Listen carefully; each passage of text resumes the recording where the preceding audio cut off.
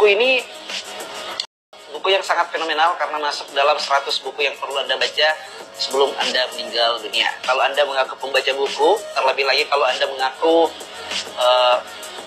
maniak novel, Anda tentu harus membaca buku ini. Buku George Orwell ini, 1984, bicara tentang otoritarianisme. Nah, ini yang sepertinya sangat berkaitan erat dengan apa yang kita alami di Indonesia sekarang ini ya, karena semakin dekat dengan kebangkitan Orde paling baru. George Orwell menulis buku 1984 ini di tahun 1949 dengan mengambil judul 1984. Bayangkan dia menulisnya di tahun 1949, tetapi dia meramalkan, dia menggambarkan tentang keadaan di tahun 1984. Sangat luar biasa sekali imajinasi dari seorang Orwell ini yang membicarakan tahun-tahun 1984 ini, di mana dia meramalkan ada sebuah kehidupan yang sangat otoriter dan sangat otoritarian sekali dalam sebuah negara. Nah, kita masuk ke dalam substansi novel 1984.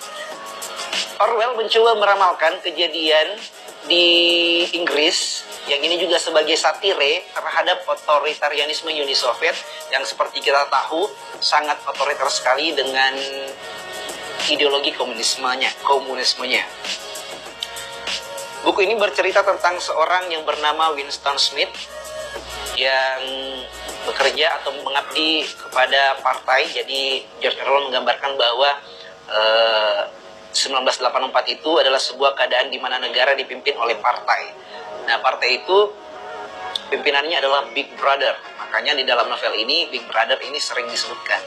Ketika dia di-translate ke dalam bahasa Indonesia, ditulis menjadi bom besar. Big Brother is watching you, itu kata yang paling sering kita dengar di novel ini. Nah, Winston Smith ini abdi negara untuk bekerja di sebuah perusahaan milik negara di dalam cerita ini, yang dimana dia mulai mengalami sebuah pertentangan batin ketika melihat ada yang keliru dari bagaimana negara mengelola negaranya, bagaimana bom besar mengelola negaranya. Nah, di dalam 1984, Winston Smith ini mencoba untuk mencari tahu kenapa keadaannya itu seperti itu. Karena apa yang didoktrin oleh bom besar adalah perang itu damai, kebebasan itu perbudakan. Hal-hal seperti itu yang membuat Winston Smith kemudian bertanya-tanya kehidupan seperti apa yang tengah dia jalani.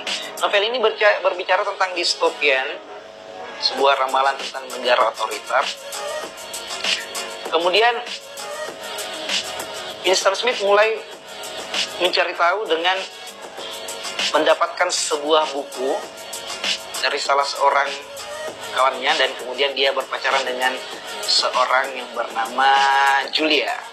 Ya, saya seduh dulu kopi saya.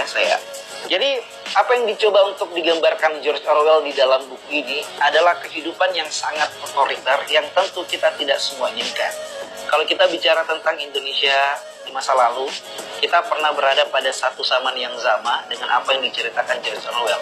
Semua pasti Anda mengetahuinya, yaitu Orde Baru.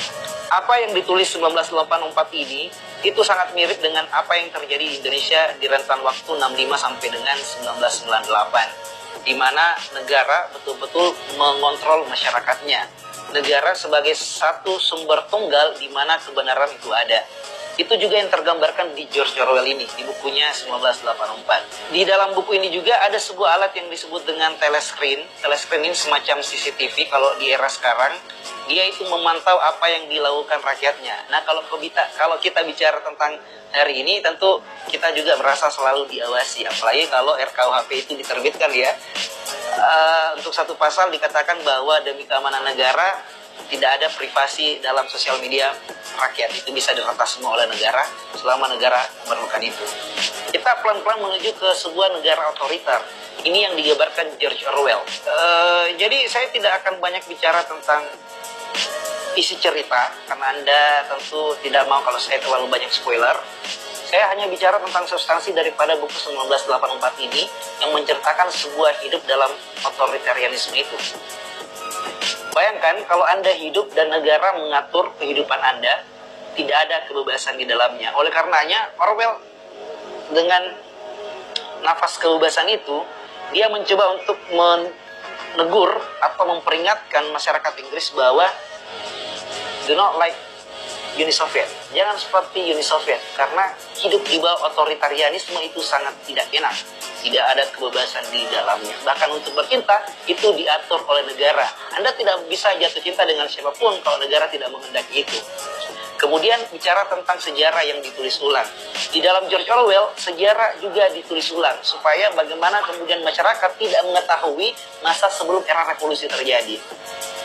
Ada sejarah yang ditutupi. Ini sekilas nampak kita teringat kenapa kemudian kasus 65 itu sampai sekarang belum ada kejelasannya, belum ada yang ditangkap siapa dalangnya, karena negara tidak mencoba untuk membuka itu. Tidak ada upaya rekonsiliasi oleh negara yang membuat kita masih kabur tentang sejarah kita. Ya mirip-mirip dengan 1984-nya George Orwell ini. Kemudian juga di dalam buku ini dia bicara tentang bahasa yang dibuat supaya masyarakat di dalam buku ini itu tidak mengenal bahasa-bahasa yang lama. Jadi bahasa-bahasa tentang perlawanan, rebellion, revolutions itu tidak ada di dalam kamus yang dibuat di dalam cerita ini. Nama kamusnya itu Speak atau bahasa baru. Nah, ini juga terjadi di era kita hari ini. Bagaimana kemudian banyak bahasa, banyak kata yang mengalami pergeseran makna atau peyorasi makna. Bayangkan kalau orang demonstrasi itu selalu diidentikan dengan anarkisme. Padahal ini sesuatu yang tidak berhubungan sama sekali. Anarkisme itu sebuah ideologi, demonstrasi adalah hak setiap warga negara. Tetapi apa yang dibangun oleh negara hari ini dengan basar-basarnya, kalau bicara basar kita langsung ingat bukunya Noam Chomsky ya.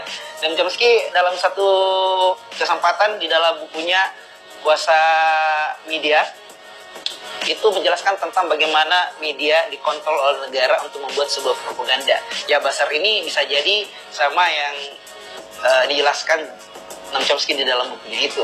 Dia digunakan, dimanfaatkan oleh negara untuk menyebar sesuatu yang menjadi kebenaran publik. Jadi publik selalu melihat kebenaran itu yang datang dari basar. Padahal basar ini berkontribusi dalam menghancurkan negara Indonesia. Entah itu basar dari pemerintah ataupun oposisi, bahwa basar itu tidak berkontribusi dalam kehidupan demokrasi kita selain dari perpecahan itu sendiri.